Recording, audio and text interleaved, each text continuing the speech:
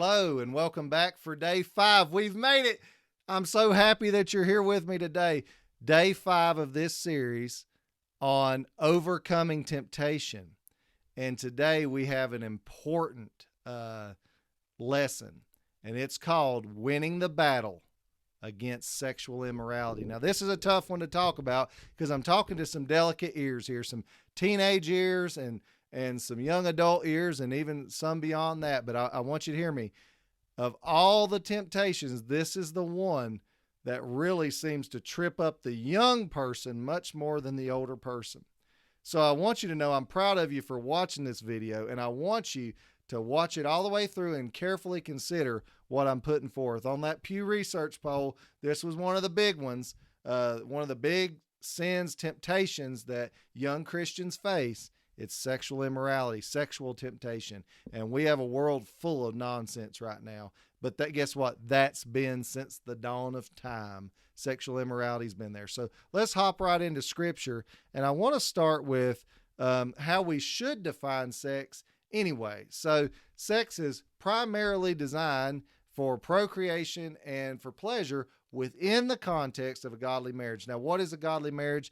A marriage between male and female, a man and a woman. And just in case you're not aware, biology dictates if you're a man or a woman. I know people are concerned about that and confused about that these days, but just because people like to change definitions, it does not mean that our DNA and our biological structures have changed. So first and foremost, we need to talk about how should we frame sexuality? And we should frame sexuality in the confines of a godly and biblical marriage. Now with that, Hebrews 13:4 says this: marriage is honorable among all, and the bed undefiled, meaning it's just for husband and wife, no other weird stuff. But fornicators, that's sex outside of marriage, and adulterers, guess who will judge them? God will judge.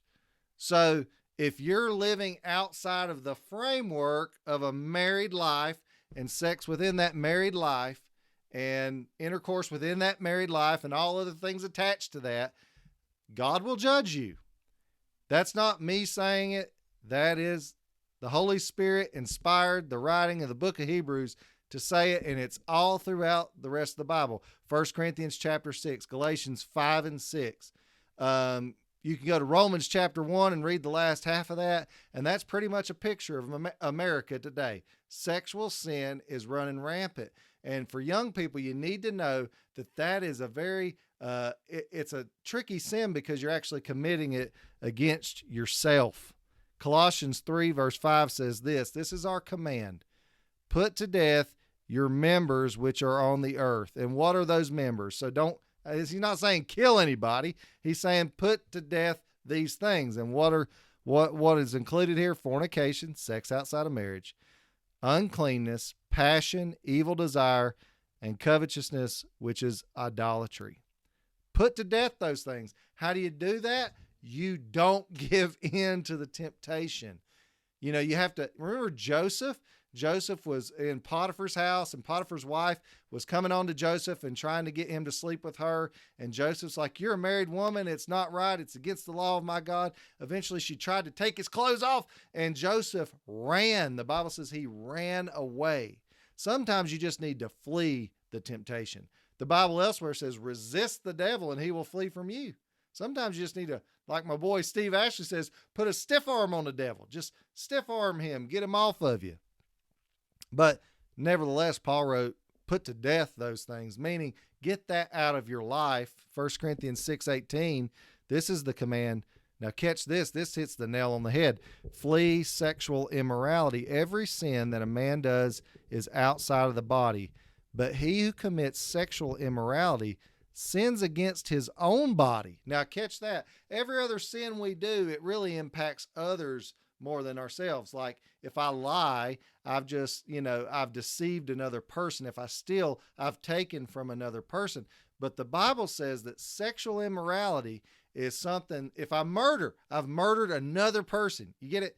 But sexual immorality is something that when I commit that act, it's actually deeper because it cuts to the core of who I am. I have done that against not only some other person, but also against myself inside my own body. And there is no other sin, I don't believe, like sexual immorality that causes such shame and guilt among the people who are perpetrating it. They may parade around in public like they're proud of their sexual sin, but deep down, there is a darkness there, and there is a shame and a guilt and a feeling of dirtiness. And so I'm telling you right now, we are commanded here to flee sexual immorality. Why? Because we're actually hurting ourselves, and like we read out of Hebrews, God will judge. Now, here's the good thing. You want to know, Roy, what hope do I have? I can't get away from the feelings and the lust that I have. You may not be able to rid your mind of those things, but I can tell you this: if I'm thinking about something that I shouldn't be thinking about, I can always pray, Lord, take this thought from me, and Lord, replace it with your word. So the more scripture I know, the more I can replace it and say, I've not been called to live this way. God has made me. I'm fearfully and wonderfully made. I'm chosen by him, and he loves me, and I will sin against him no more. So one thing, if you can control the battle in the mind, you can control the battle in the body. You also have to pray. You have to lay it down before God. You may have to flee. You may have to get in a wrestling match with Satan too. The Bible says we wrestle not against flesh and blood, but against principalities and powers of darkness and wickedness in high places. There's times where you have to wrestle against Satan. And I'm here to tell you, on your own strength, you can't win that battle. But with God, what seems impossible is now possible.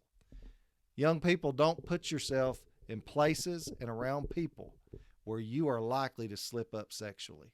That may mean you're going to lose your boyfriend or girlfriend.